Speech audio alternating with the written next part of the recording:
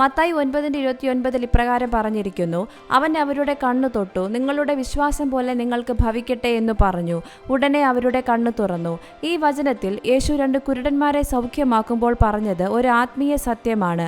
അത്ഭുതം യേശുവിൻ്റെ ശക്തിയാൽ സംഭവിച്ചു, പക്ഷേ അതിൻ്റെ വാതിൽ തുറന്നത് അവരുടെ വിശ്വാസമായിരുന്നു. ഇന്ന് നമ്മുടെ ജീവിതത്തിലും അതേ സത്യം ബാധകമാണ്. നാം പലപ്പോഴും പ്രാർത്ഥിക്കുന്നു, പക്ഷേ സംശയത്തോടു കൂടി. നാം ദൈവത്തോട് ചോദിക്കുന്നു, പക്ഷേ ഹൃദയം പൂർണ്ണമായി വിശ്വസിക്കുന്നില്ല. വിശ്വാസമില്ലാതെ പ്രാർത്ഥിക്കുന്നത് വിത്തില്ലാത്ത കൃഷി പോലെയാണ്. യേശു ചോദിക്കുന്നു, നീ വിശ്വസിക്കുന്നുവോ? നമ്മുടെ വിശ്വാസം എത്രത്തോളം ശക്തമാണ്? സാഹചര്യങ്ങൾ വിരുദ്ധമായാലും നാം വിശ്വസിക്കുമോ? ഉത്തരമില്ലാത്ത പ്രാർത്ഥനകളിലും നാം കാത്തിരിക്കുമോ?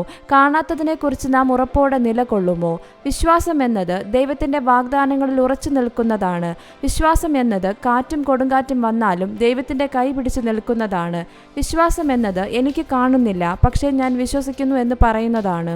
സഹോദരങ്ങളെ, നമ്മുടെ ജീവിതത്തിൽ അത്ഭുതങ്ങൾ തടയുന്നത് പലപ്പോഴും സാഹചര്യമല്ല, നമ്മുടെ സംശയമാണ്. വിശ്വാസം ചെറിയതായാലും അത് ദൈവത്തിൻ്റെ ശക്തിയോട് ചേർന്നാൽ വലിയ കാര്യങ്ങൾ നടക്കും.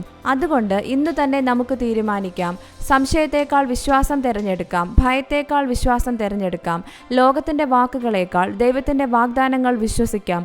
കാരണം യേശു ഇന്നും പറയുന്നു, നിന്റെ വിശ്വാസം പോലെ നിനക്ക് സംഭവിക്കട്ടെ.